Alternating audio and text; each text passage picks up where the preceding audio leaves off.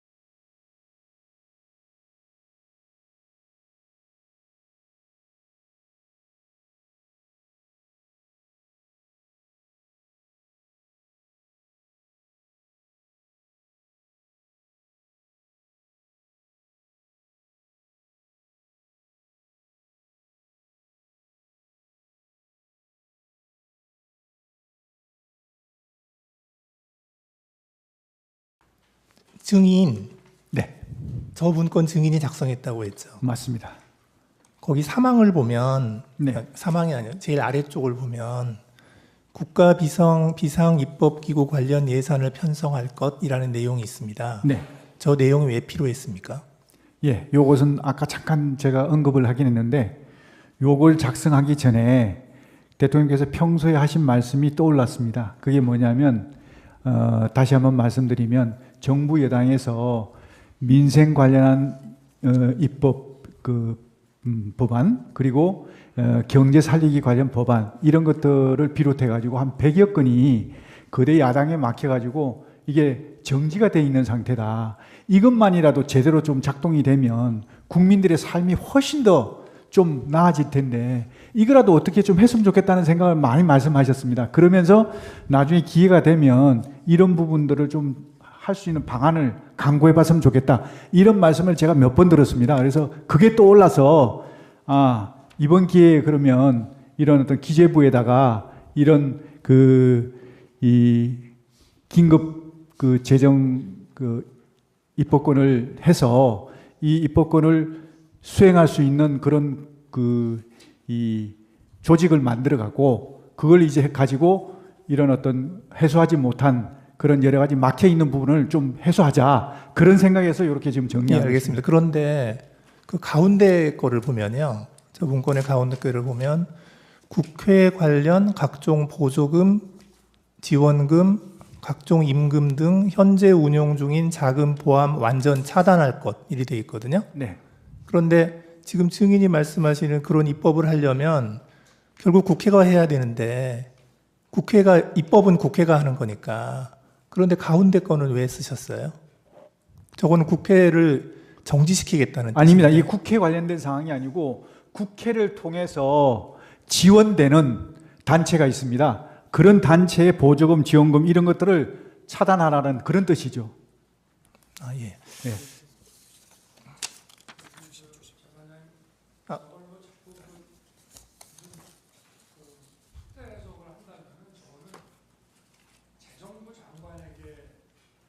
얘기할 사안은 좀 아닌 것 같습니다. 예를 들어서 저거를 국회의 존재를 부정하고 뭐 하는 그런 내용이라면은 저거는 기재부 장관이라는 거는 국회가 만든 예산을 그 예산 범위 예산의 틀 내에서 무슨 일을 하는 것인데 저거를 만약에 굉장히 아주 극도의 정치적인 차원으로 이해를 한다면은 저거는 더구나 계엄에 대해서 반대를 하는 기재부 장관에게 줄 내용은 저는 아닌 것 같습니다. 그래서 기재부 장관에게 주무부처 장관이 저런 거를 전달했다 그러면은 저거는 좀 어떤 예산의 틀 안에서 한다는 취지로밖에 보지 않을 수 없는가 하는 게 저도 지금 문건을 보면서 갖게 되는. 근데 저기에 보면 생각입니다. 네. 임금이라고 되어 있어서 네. 월급 주지 말라는 그 뜻인데 임금은 아까 전에 잠깐 말씀드렸는데 임금비 이런 개념이 아니고 임금 중에 사실은 이게 불법 임금들이 많다고 얘기를 들었습니다. 그러니까 인원들을 뻥튀기 한다든지 또 없는 인원을 이렇게 해서 한다든지 이런 부정적으로 나가는 임금 이런 어떤 것들을 색출해서 차단해야 되겠다 이런 개념이었습니다. 이게 결국은 저런 거 아니겠습니까? 저 잠깐 네네. 네, 잠깐만요. 혹시 갑제 2호층 포고령 가지고 계신 분 있으면 좀 보여주시죠.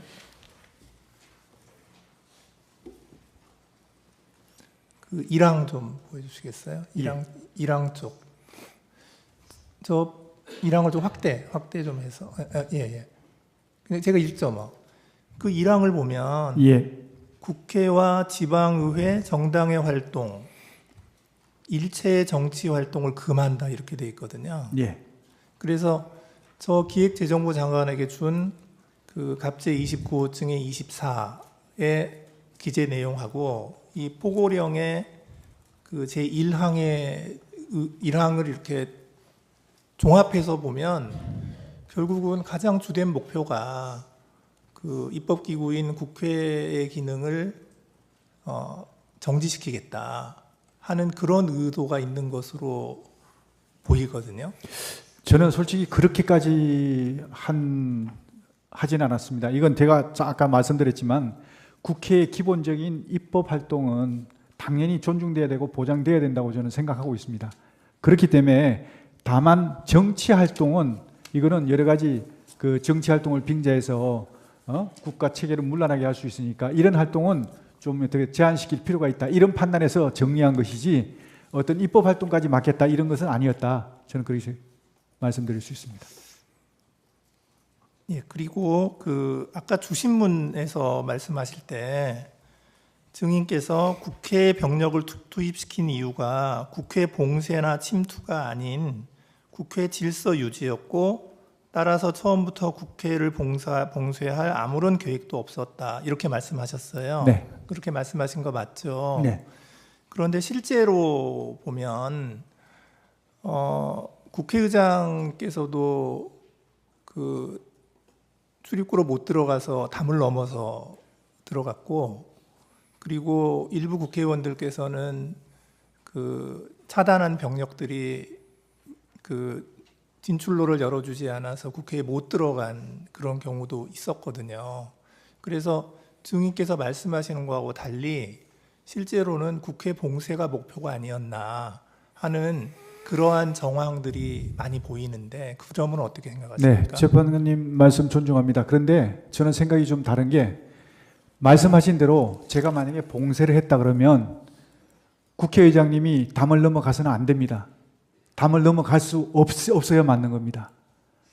봉쇄라는 개념 자체는요, 손에 손잡고 정말 울타리를 다 에워싸서 한 사람도 들여보내지 않는 것이 봉쇄입니다. 그런데 정말 많은 사람들이 담을 넘어갔다고 그러더라고요. 그건 봉쇄가 안 됐다는 겁니다. 출입구 위주로. 출입구는 왜 막았을까요? 그러니까 출입구 위주로 이제 출입을 통제한 것이죠. 그러니까 출입 통제라는 의미가 출입을 통제한다는 의미가 출입을 완전히 전면 금지한다는 의미가 아니고 출입 통제라는 의미에는 근데 국회의원들을 막았잖아요. 국회의원들 통과를 중간에 다 시켰지 않습니까? 저는 그렇게 알고 있는데. 그게 막았다가 또 통과시켰다가 또 다시 막았죠. 그건 제가 잘 모르겠는데 저는 이제 거기서 통과를 시킨 걸로 좀 알고 있었거든요. 예, 알겠습니다. 선별적으로. 예, 이상입니다. 또 자수서 내셨잖아요. 예, 자수서 냈습니다. 그 제출하신 이유가 뭔가요?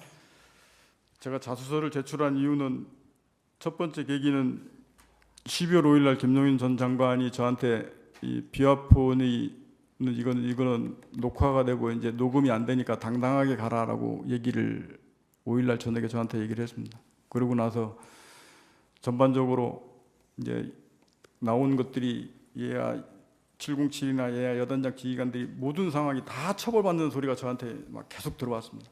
그래서 제가 이거를 정말로 사실대로 제가 정확하게 얘기하지 않으면 문제가 정말 생기겠구나 라는 생각을 판단을 하게 됐고, 그리고 제가 자주서를 진실되게 써놔야 제가 이후에라도 제 기준점이 돼서 안 흔들릴 것 같았습니다. 그래서 그거를 써놓고 그거를 기조로 계속 동일한 진술을 해왔습니다. 근데 다만 말씀하신 대로 사람이 기억이 있다 보니까 조금 시간에 제 기억으로 쓰다 보니까 시간의 편차가 있거나 내용이 조금씩 용어 바뀌는 게 어떤 거는 조금 틀려질 수도 있습니다. 대신에 저는 그 기준점을 제가 명확하게 잡고 싶었기 때문에 그걸 써서 제출하고 그 방향과 내용에서 그대로 지금까지 진술해 왔습니다. 예. 제가 이제 지금부터 그날, 그러니까 12월 4일 00시 30분에 이제 대통령하고 통화한 그 당시 상황 예. 여쭤보겠습니다. 예. 그 당시에 이제 그 707 단장인 김현태 단장은 국회에 직접 들어가 있었기 때문에 그 화상회의 시스템 연결이 안 돼 있었고 비화폰 통화만 가능했죠. 그게 그렇게밖에 안 됐습니다. 네, 그 다음에 일공수 단장 이상현 단장은 그때 국회에 가긴 갔는데 차량 안에 있어서 그 화상회의가 연결이 되어 있었고요. 그 1공수 지휘통제실에 있는 스피커를 통해서 나오는 소리가 일야단장 차량 스피커를 통해서 같이 나오게끔 그렇게 연동되어 있는 것으로 제가 알고 있습니다. 아, 화상회의가 연결된 건 아니고 화상에 나가는 목소리가 예. 예. 거기 들렸다. 예. 그 다음에 노재현 중령이 누군가요? 법무실장입니다. 노재현 중령은 사령부 그때 법무실장이었습니다. 그러니까 특전사 법무실장. 예, 특전사 사령부 법무실장입니다. 법무실장이었죠. 그 다음에 박안수 계엄사령관은 이제 당시 육군 참모총장이었는데, 그렇습니다. 예, 이제 계엄사령관이었고, 예, 이제 제가 지금부터 이제 이 사람들이 차례로 이렇게 어떻게 나왔는지에 대해서 물어볼게요. 예, 예. 00시 30분에 이제 대통령이 증인에게 비화폰으로 전화를 했어요. 예, 그래서 이제 아직 의결 정족수가 안 채워진 것 같다. 빨리 국회문을 부수고 들어가서 의사당 안에 있는 인원들을 밖으로 끄집어내라. 이렇게 지시를 했다는 거죠. 예, 그 통화 내용이었습니다. 예, 그 통화 내용이었고. 근데 이제 그거를 듣고 증인이 이제 갑자기 어떤 생각을 했다고 하냐면 공포탄이라도 쏴야 되나, 테이저건이라도 쏴야 하나, 내부 전기라도 끊어야 하나. 이거는 그 지시를 듣고 그냥 증인이 생각한 거죠. 그건 제 생각입니다. 그러니까 대통령이 지시한 건 아니죠. 예, 그거는 그렇게 하기 위해서 그거를 제가 제 생각을 이렇게 특임단장 참모들한테 논의하면서 물어보고 이렇게 했던 겁니다. 예, 그랬고 그래서 그거를 지금 김현태 단장하고 비화폰으로 통화를 했나요? 비연패 단장한테 테이저건 제가 정확히 기억나는 게 야, 테이저건을 써서 그 부분이 되냐라고 했더니 김현태 단장이 저한테 지금 사람이 너무 많아서 테이저건 쓰면 위험해서 안 됩니다 라고 저한테 피드백을 바로 했고, 그래서 그러면 하지 마라, 하면 안 된다라고 그 중지 지시를 그때 했습니다. 그러니까 지금 그 대통령한테서 아까 그 지시를 안 받았으면 증인이 그 생각을 할 이유가 없잖아요.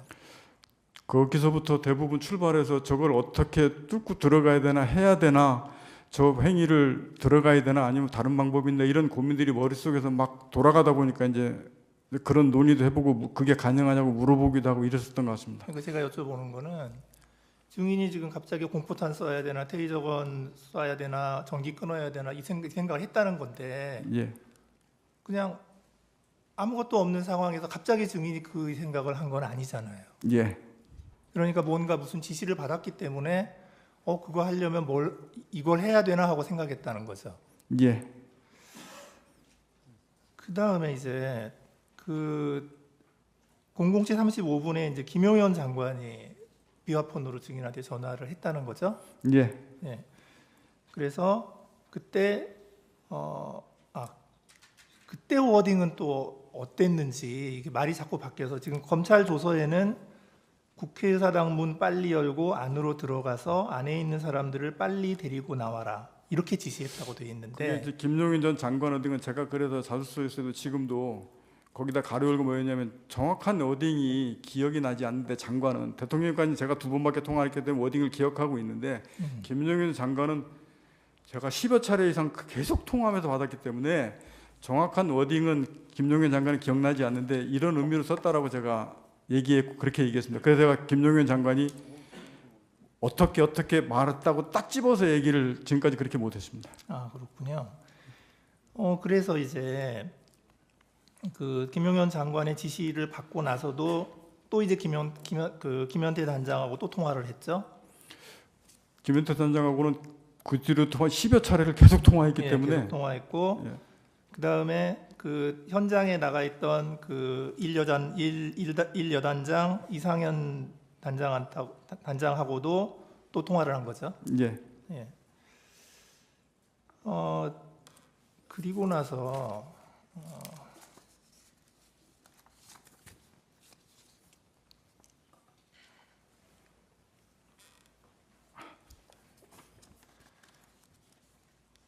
그리고 나서 이제 증인이 그 김현태 단장한테 공포탄 테이저건을 사용하지 말라고 지시를 했죠. 예, 하지 말라 그랬습니다. 김현태 단장도 그게 사용하면 안 됩니다라고 저한테 피드백을 줘서 예. 그럼 하지 말아라고 했습니다. 그때 법무실장 노재현 중령이 뭐라고 했죠? 그러고 나서 있었는데 법무실장이 저 우측 끝에 앉아 있었는데 저한테 와서 사령관이 그거는 사령관 권한이 아니고 계엄사령부에서 무기 사용 승인에 대한 이 지침을 받고 내려와야 됩니다. 라고 저한테 이제 조언을 했습니다. 그래서 그러면 제가 그 조언을 듣고 옆에 있는 참부장이 너한테 야 계엄사령관 전화 좀 연결해 봐라. 그래서 계엄사령관 제가 직접 전화를 제가 했고 하면서 무기 사용 공포탄 테이저건 비살상 무기 사용 승인에 대한 이 지침이 필요하다. 이 말을 대화를 했는데 그 과정상에 전달 과정상에 제가 이걸 사용 승인을 건의드립니다라고 이렇게 그쪽 받아들여 해서 그거는 제가 12월 10일부터 계속 말씀드린 게 이거는 의사소통하면서 이거 뭔가 오해가 생겨서 이 문제가 생겼다라고 분명히 말씀을 드렸고 그리고 나서 충장도 그거 하면 안 된다 하지 마라 그래서 거기서 끝났습니다. 왜냐면 지금 이 밑에 사용 중지를 해놨기 때문에 밑에 전파하지 않고 그대로 그냥 쭉 갔습니다. 예. 그 이제 그 박안수 계엄사령관이 이제 진술을 한 게 있어요. 이제 거기를 보면 00시 50분경에 그러니까 아까 그 국방부 장관이 증인에게 전화한 게 00시 35분인데 지금 박안수 계엄사령관이 뭐라고 얘기하냐면 00시 50분경에 그 국방부 장관이 계엄사령관에게 전화를 했다는 거예요. 예. 해서 그 전화 내용은 뭐냐? 국회의 병력, 그러니까 군인, 국회의 병력, 그 다음에 경력을 증원해라. 이제 그거를 이제 국방부 장관이 계엄사령관에게 전화를 했다는 거예요. 그게 00시 50분. 동원하라고 말씀하십니까? 예, 증원하라고. 증원하라. 예. 증원하라고. 그러니까 이제 병력하고 그러니까 군인하고 경찰을 증원하라고 계엄사령관에게 전화를 했고 그 바로 직후에 그 여인영 방첩사령관이 국회에 경력을 증원해달라, 그러니까 경찰을 더 증원해달라 또 전화를 했다는 거예요. 그래서 계엄사령관이 그 전화를 받고 그걸 막 끊었는데 증인이 전화를 해가지고 뭐라고 얘기를 했다는 거냐면 이렇게 얘기했다는 거예요. 현 상황에서는 테이저건과 공포탄을 사용해야 한다는 예하부대의 건의가 들어왔습니다. 사령관님이 결심해 주십시오. 라고 얘기했다는 거예요. 증인이 그렇게 얘기한 적이 그건 있어요. 말이 예하부대 김현태 단장도 건의받으면 거기서 제가 건의를 받는 건데 김현태 단장은 저한테 제가 그 워딩 분명히 기억했지만 사람 많아서 위험해서 안 됩니다라고 해서 안 된다고 건의했지 그거를 저한테 사용하겠다고 건의를 들어온 게 아닙니다. 분명히 중지시켰고 그 승인 지침을 법무실장이 계엄사령한테 받아야 되기 때문에 그거를 말씀드렸듯이 왜 외야 부대에서 제가 사용 승인을 건의를 받아가지고 계엄사령관한테 건의한 거는 그건 분명히 아닙니다. 예, 예. 그러니까 서로 좀 기억이 좀 다를 수도 있고요. 이제 그랬더니 이 박한수 계엄사령관이 깜짝 놀래가지고 이게 뭐지? 하고 생각하고 우선 기다려라 하고 전화를 끊었고, 그리고 그 다음에 합참차장, 정책실장, 비서실장하고 상의를 하고 한 1분 정도 상의하고 바로 이건 안 된다 하고 결론을 내리고 증인에게 다시 전화해서 사용하지 마라. 예, 이렇게 전화했다는 그 건데. 순서 맞습니다. 중간에 예, 그렇게 그렇게 전화 얘기했고, 예, 받았습니까? 끊고 다시 전화 왔었습니다. 예. 그러니까 지금 이렇게 되면 이 그 공포탄 테이저건이라는 그 이런 논의 자체는 그 당시에 분명히 있었다는 거죠. 예, 그거 제가 707 특임단장하고 그 부분들을 논의를 했고, 그래서 하지 말라고 그때 중지시켜놓고 있다가 지금 본부실장이 저한테 갑자기 그 얘기를 해서 이제 그 전화를 하게 됐던 겁니다. 예, 그러니까 다른 어떤 지시가 없었으면 증인이 그런 생각을 할 리도 없었다는 거고요. 그 상태에서 본부실장이 저한테 그 얘기를 안 했으면 그 상황에 그냥 그대로 쭉 갔을 겁니다. 예, 이상입니다. 오늘 내용은 여기까지입니다. 유익하셨다면 구독과 좋아요 한 번씩 부탁드립니다. 대한민국이 바로 서는 그날까지 정치사수가 함께하겠습니다. 감사합니다.